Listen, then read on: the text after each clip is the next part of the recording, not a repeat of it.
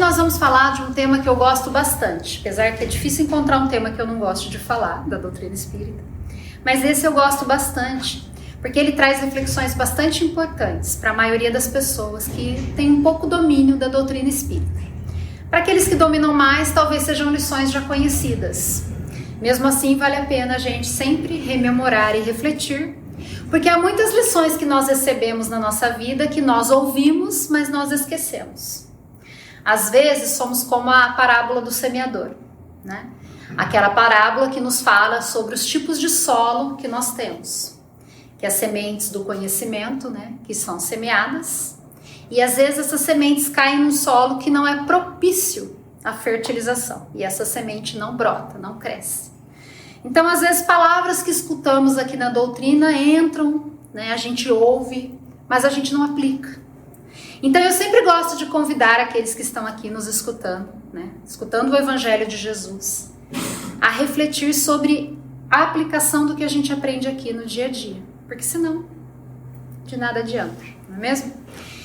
E aí, o capítulo que hoje a gente vai trabalhar é o capítulo 16 do Evangelho segundo o Espiritismo, que fala que não devemos servir a Deus e a Mamon.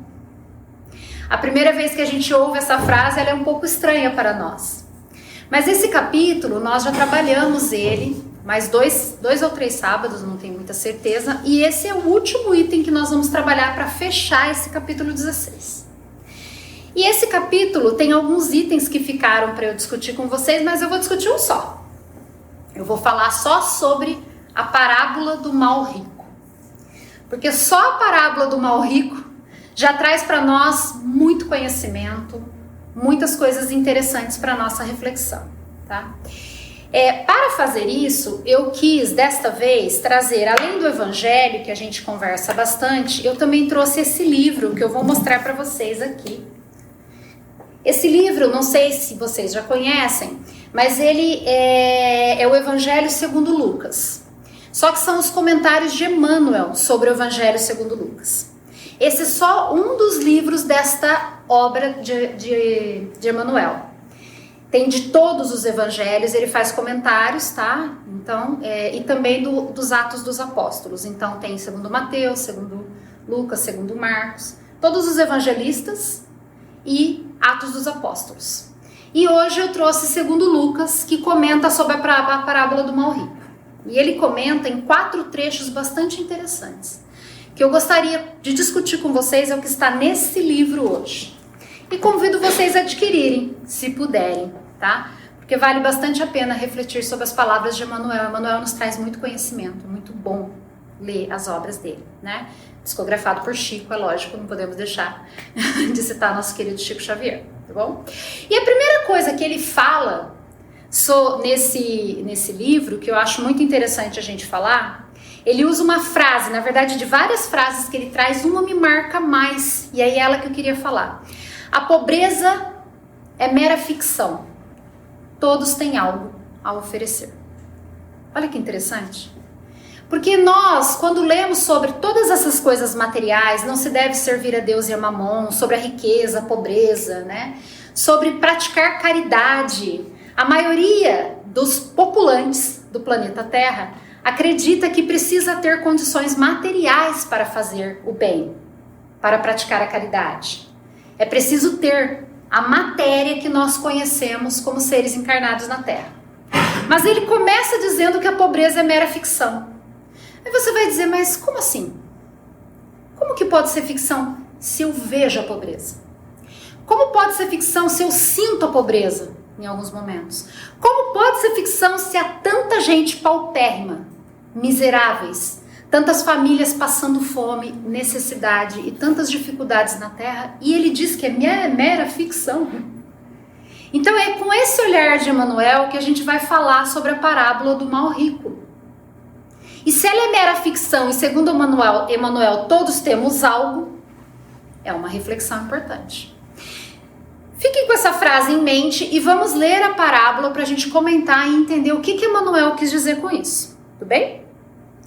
Havia um homem rico que se vestia de púrpura e de linho e que se tratava magnificamente todos os dias. Então ele começa contando que tinha um homem. e que esse homem era rico. Para nós, na hora que lemos a palavra rico, a primeira associação que nós fazemos é com riquezas materiais. Ele tinha dinheiro, ele tinha ouro, ele tinha bens, certo? Ouvimos a palavra rico, é isso que pensamos. E ele reforça isso quando ele fala que ele se vestia de púrpura e de linho, ou seja, tecidos nobres. Ele estava bem vestido. Então ele tinha realmente a riqueza material, conforme a parábola está dizendo. E diz que ele se tratava magnificamente bem todos os dias. Significa que provavelmente, possivelmente, ele comia do bom e do melhor. Já ouviram essa expressão? Comia do bom e do melhor, tinha hábitos caros, vivia muito bem. Não tinha nenhum sofrimento referente à pobreza. Então é desse homem aqui que a parábola está tratando. Aí ele continua. Havia também um pobre chamado Lázaro, estendido à sua porta, todo coberto de úlceras. Aqui tem uma reflexão interessante também. Então tinha um homem rico e tinha um pobre. Quando Jesus faz isso, ele nos mostra as duas faces, pobreza e riqueza. Por isso é a parábola do mal rico. Então são duas condições que a humanidade vivencia na Terra que exigem uma certa compreensão. Existem um olhar mais cuidadoso. Tanto pobres quanto ricos são julgados na Terra. Se você é pobre, pobrezinho, ele é pobre, ele não tem nada. Se você é rico, as pessoas têm raiva dos ricos. Nossa, olha tudo que ele tem. O pobre tem raiva do rico. E o rico despreza o pobre. Não são condições de almas que nós vemos aqui na Terra? Então ele nos mostra as duas faces para uma reflexão profunda. Ele já começa por aí. Só que ele dá um nome muito interessante ao personagem pobre. Ele chama ele de Lázaro. E não é à toa que ele chama ele de Lázaro. Mas uma coisa muito interessante que ele traz é que esse Lázaro estava estendido à porta do rico. Ele não estava em qualquer lugar. Ele não estava perambulando pelas ruas, nem debaixo de pontes, nem longe da vista de ninguém. Ele estava à porta do rico. E que ele era coberto de úlceras. Então não bastava ser pobre. Ele também não tinha dignidade. Porque o corpo dele era coberto de úlceras, de feridas, de cortes. Quando nós vemos pessoas machucadas, com o corpo físico danificado, com feridas, com úlceras, ou com alguma doença de pele, ou queimados, qual é a reação da maioria das pessoas? De medo, de nojo, de desprezo. Jesus traz aqui a pior condição que um ser humano pode se apresentar perante outros aqui na Terra. É uma pessoa pobre, estendida à porta de alguém e coberto de machucados, de feridas, de úlceras. Totalmente indigno. Ao mesmo tempo, ele traz um homem rico, coberto de púrpura e de linho, bem tratado na terra. E aqui, para muitos olhares que não compreendem a justiça divina e nem a pluralidade das existências, pode-se dizer que são pessoas que são tratadas por Deus de formas diferentes. Que Deus dá mais para um do que para outro. Que Deus é injusto. Mas vamos seguir. Aí ele continua. Que quisera se saciar, ainda é o pobre, estendido à sua porta, todo coberto de úlceras, que quisera se saciar com as migalhas que caíam da mesa do rico, mas ninguém lhe as dava, e os cães vinham lamber-lhe as feridas. Então o pobre estava à porta do rico porque ali caíam migalhas, as sobras que o rico não comia e não dava para ninguém, caíam. Eram migalhas de pão. E mesmo sendo migalhas, ele diz, ninguém lhe as dava, ou seja, ele não recebia essas migalhas. Mesmo que fossem migalhas que não serviriam para ninguém. Caíam no chão e ninguém dava essas migalhas para ele, varriam provavelmente, jogavam no lixo. Então nem um pouco, aquilo que o rico não ia usar, aquilo que para ele de nada serviria, ele compartilhava. Nem isso. O que mostra a avareza. O que mostra o olhar egoísta e orgulhoso de alguém que se preocupa apenas consigo próprio, com os seus, e não com alguém que está passando necessidade. Então ele traz essa figura abominável. Certo? E o interessante é que ele traz também a vinda dos cães, lambendo as feridas do Lázaro. Os cães lambem as feridas. Aqui Jesus traz um olhar para o princípio inteligente que são os animais. Que são esses que cuidam de nós, estão aqui por nós. Né? Que são tratados com tanto carinho por nós, os animais, e às vezes desprezados por alguns humanos. Mas ele traz a figura que sim, que é um olhar normalmente, né, que o animal tem pelo seu dono, de tanto carinho e amor, e ele deposita isso lambendo as feridas, cuidando daquele pobre que ali está. Mas aquela pessoa, ela é tão indigna, esse pobre é tão desprezível, que quem cuida dele é um cão, não é uma pessoa. Quantas pessoas encarnadas na Terra fazem isso? Deixam de cuidar de pessoas, ficam enojadas por pessoas, mas cuidam de animais. É interessante essa questão. Nos faz refletir por quê. Onde está o nosso preconceito com essa pobreza, com a pobreza e com as doenças, conforme ele está mostrando aqui no Lázaro? Certo? Agora que vem a parte interessante da parábola. Ora, aconteceu que esse pobre morreu. O Lázaro morreu. E foi levado pelos anjos ao seio de Abraão. O rico morreu também. E teve o inferno por sepulcro. Opa! Aqui a gente já pode pensar assim, então o pobre vai para o céu, o rico vai para o inferno. É justiça divina. O pobre foi vingado. E é o que a maioria das pessoas pensa mesmo. Né? Não! Que injustiça! Ele é pobre, morreu, sofreu a vida inteira. Agora ele vai para o céu. O rico teve o do bom e do melhor. Agora ele vai para o inferno. Essa é a analogia, sim, a simbologia que está expressa no conhecimento que hoje existe sobre a Terra. Certo? E é interessante que ele traz também a questão de que o pobre não foi só recolhido aos céus, ele está no seio de Abraão, de pai Abraão, que é uma simbologia de Deus. Ok? Então o rico morreu, foi para o inferno. O pobre morreu, foi para o seio de Abraão. O sofrimento que o pobre teve aqui na terra já foi suficiente. Então agora ele foi acolhido, abraçado, amado por Deus. Enquanto que o outro foi para o inferno. Ok? E quando estava nos tormentos, o rico levantou os olhos para o alto e viu ao longe Abraão e Lázaro no seu seio. E gritando disse essas palavras: Pai Abraão, tende piedade de mim e enviai-me Lázaro, a fim de que ele molhe a ponta de seu dedo na água para me refrescar a língua, porque eu sofro tormentos extremos nesta chama. Então ele está queimando no fogo do inferno, literalmente, certo? E aí ele olha para os céus, ele vê onde ele poderia estar, e ele ainda não se arrepende das coisas erradas que ele fez, de não compartilhar o pão que ele tinha, as migalhas que caíam de sua mesa, de deixar o cão lamber as feridas de Lázaro. Ele olha com a mesma arrogância, com a mesma prepotência, com o mesmo orgulho, vaidade, ferida que ele tinha, e pede a Deus para enviar Lázaro, que é o seu servo. É menor que ele, é menos importante, é um pobre, desajustado, para acalmar os sofrimentos dele, não é? Molhando as feridas que ele tem por causa do fogo. Ainda assim, Jesus nos mostra aqui que não tem a ver com o dinheiro, não tem a ver com a matéria, tem a ver com as atitudes, tem a ver com os sentimentos, tem a ver com o que você fez enquanto estava aqui na terra. Lázaro aceitou a sua condição e ali ficou, sofrendo durante toda a existência, sem reclamar, fazendo o que ele podia, enquanto o rico maltratou o pobre, não compartilhou o que tinha, foi orgulhoso, vaidoso, egoísta, e ao chegar ao inferno ainda assim se manteve, porque ele com isso nada aprendeu. Então ele pede a Deus, a pai Abraão, para enviar Lázaro para auxiliá-lo, porque Lázaro ainda deveria servi-lo, porque Lázaro não é ninguém.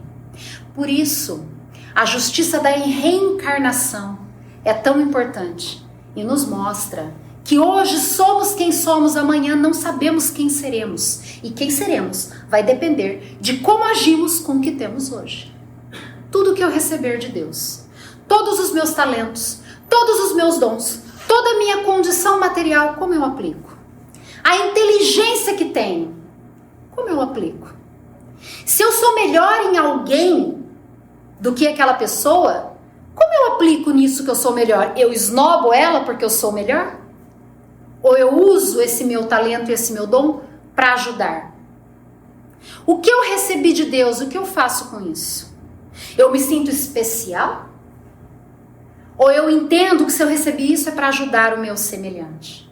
É disso que a parábola do mal rico fala. E o título já nos mostra isso. Porque o mal rico significa que podem haver bons ricos. Senão a parábola seria apenas parábola do rico. É o mal rico. E sabe outra coisa interessante que eu quero compartilhar com vocês? O nome que Jesus escolheu para o pobre. Ele dá o nome ao pobre de Lázaro.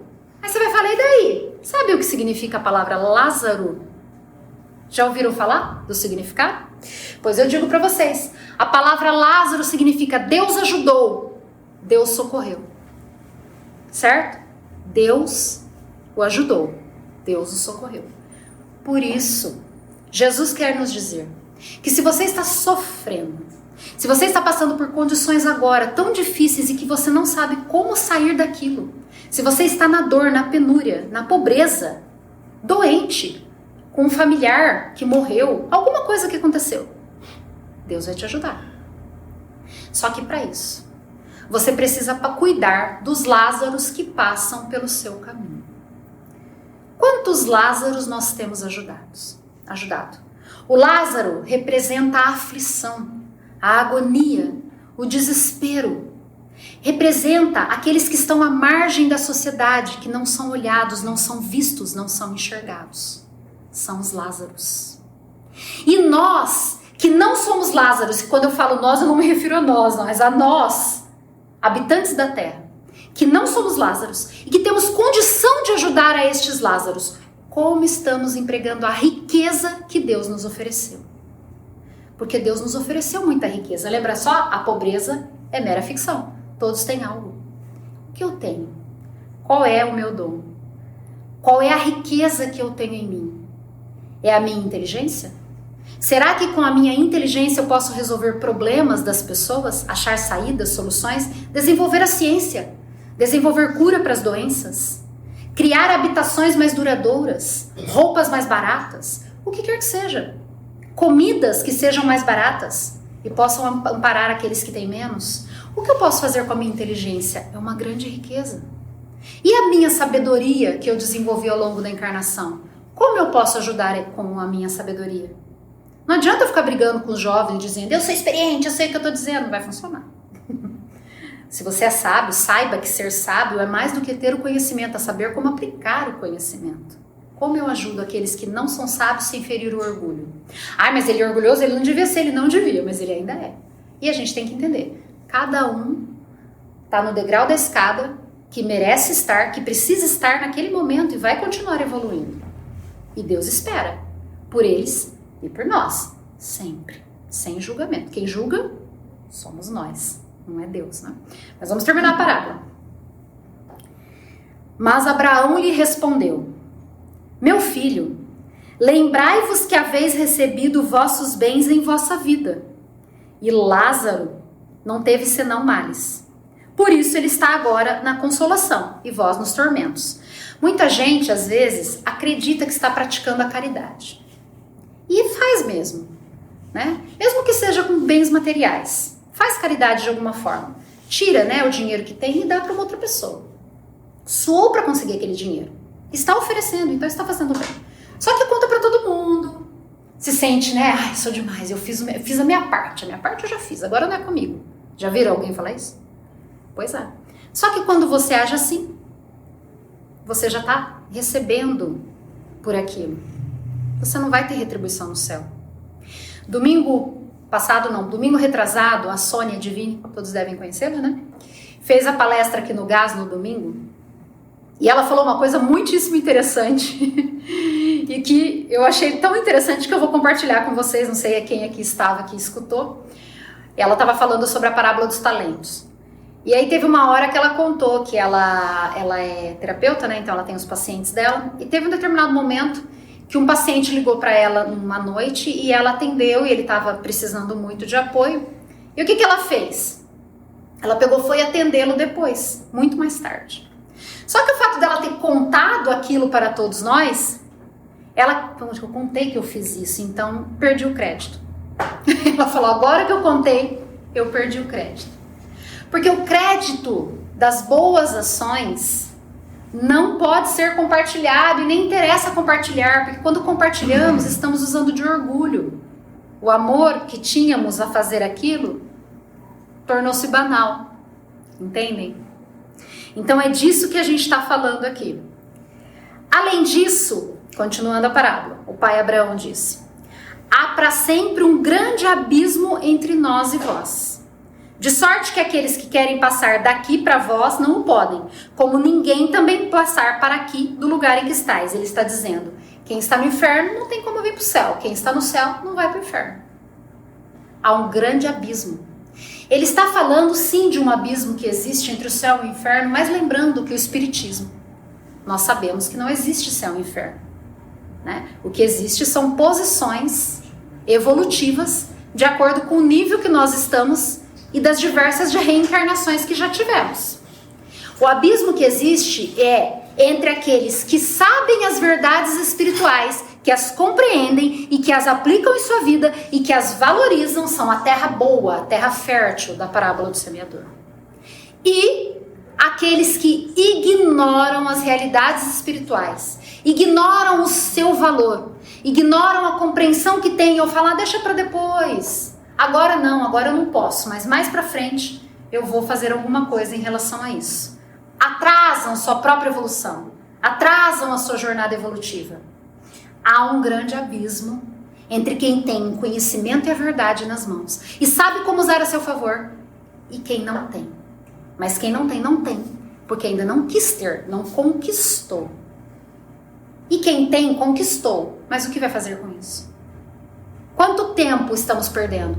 Quantos Lázaros do nosso caminho nós estamos ignorando? Para pensar. Surgiu um Lázaro na sua vida hoje? O que você fez a respeito?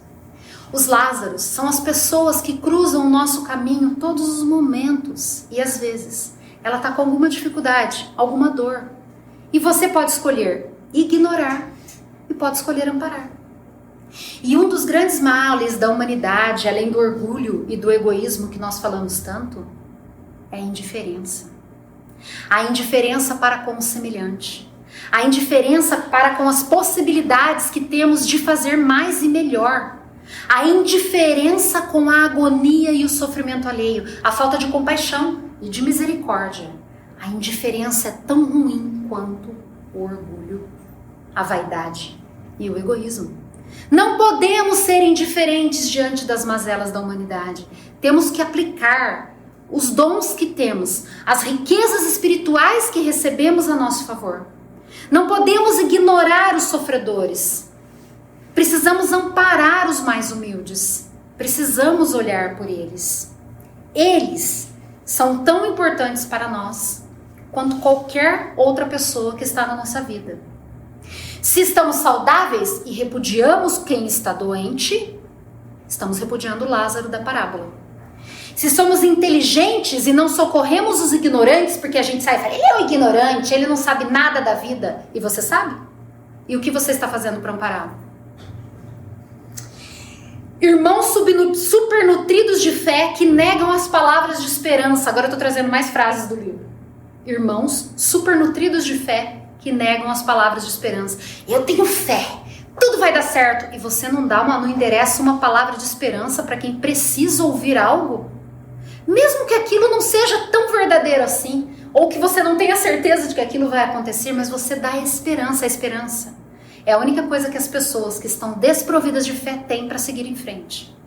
E às vezes só uma palavra de esperança faz com que essa pessoa possa se levantar, sacudir a poeira e continuar tentando e não desistir.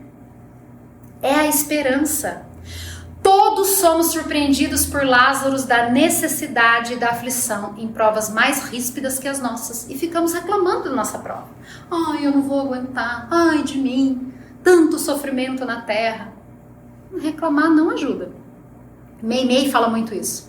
Quem lê o Espírito Meimei, ela traz muito o quanto reclamar só faz você gastar energia do seu campo psíquico e diminui seu padrão vibratório. Não serve para mais nada. Se você está reclamando, para pensar.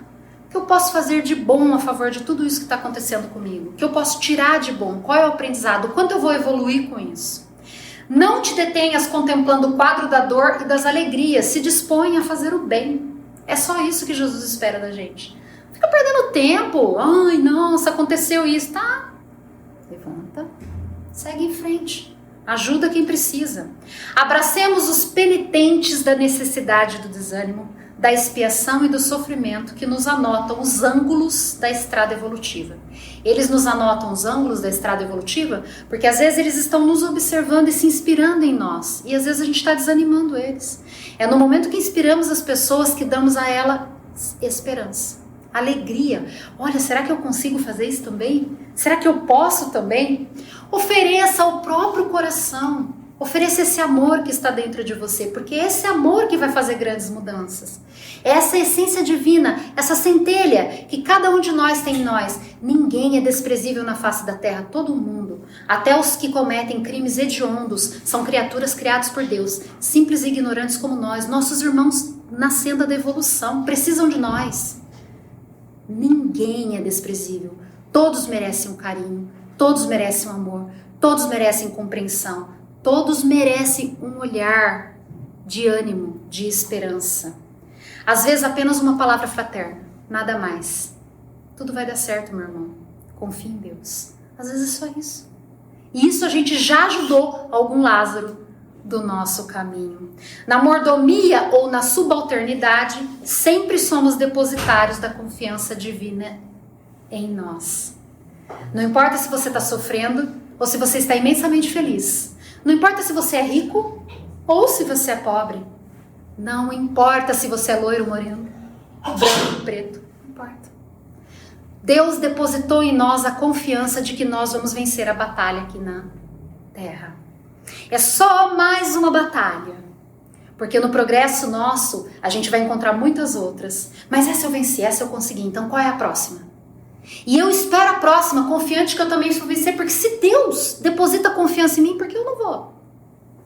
Se Deus acredita em mim, por que eu não vou? Se Deus sabe que eu posso mudar a minha vida, ser uma pessoa melhor, que eu posso evoluir, que eu posso ser perfeito como Jesus, chegar lá, por que eu não vou? E nós temos que dar essa mesma esperança para as pessoas. Nós temos que depositar nelas a mesma confiança que Deus deposita em nós. Porque Ele deposita. Ele deu a nós vários dons, vários talentos, várias possibilidades de amar. Nós só precisamos aprender a amar. E é nas pequenas ações, no dia a dia, colocando pequenos pensamentos em prática, movendo. Caridade é o amor em ação, certo? Então pratica a caridade, mesmo que no começo seja com um pouco de má vontade. Você vai treinar e vai aprender, porque é assim que nós aprendemos, é assim que nós evoluímos. E eu não terminei a parábola ainda.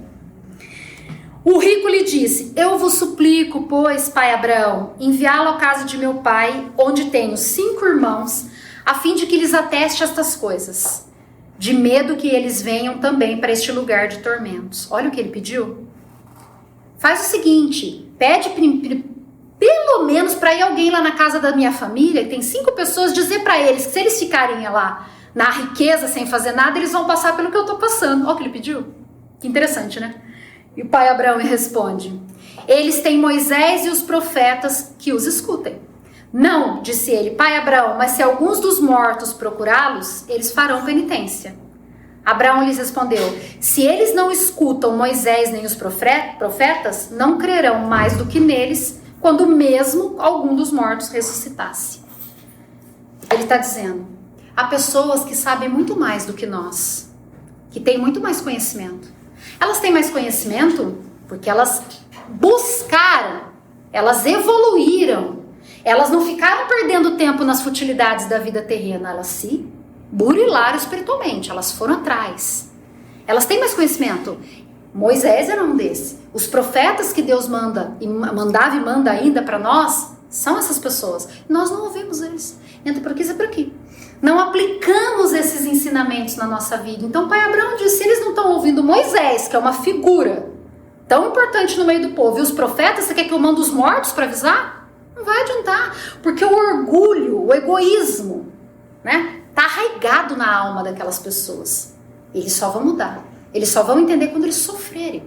Por isso, muitos de nós encarnados na Terra sofremos muito, penamos, passamos por imensas dificuldades, porque é só assim que aprendemos. Nós escolhemos o sofrimento, não foi Deus.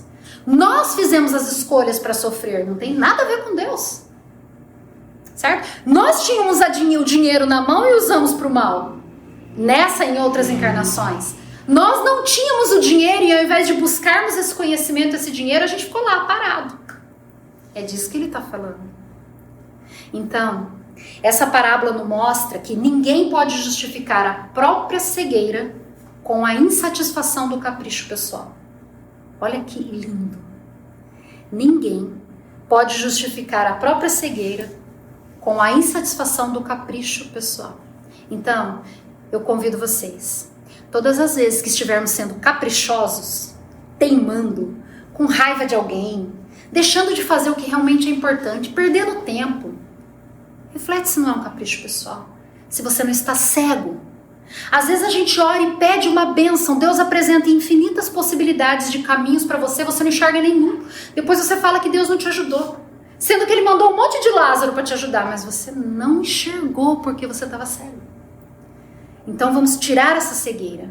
Vamos olhar espiritualmente. Vamos manter nossos pensamentos elevados para nos conectarmos ao mundo espiritual. Porque se estivermos com um pensamento elevado, tendo essa esperança, essa fé que ele fala na parábola, nós nos conectaremos a eles e ouviremos a eles o tempo todo. Não ouviremos mais os espíritos que estão num padrão vibratório inferior, que ficam nos falando um monte de bobagem e a gente escuta e faz o que eles falam. Reflitam sobre isso.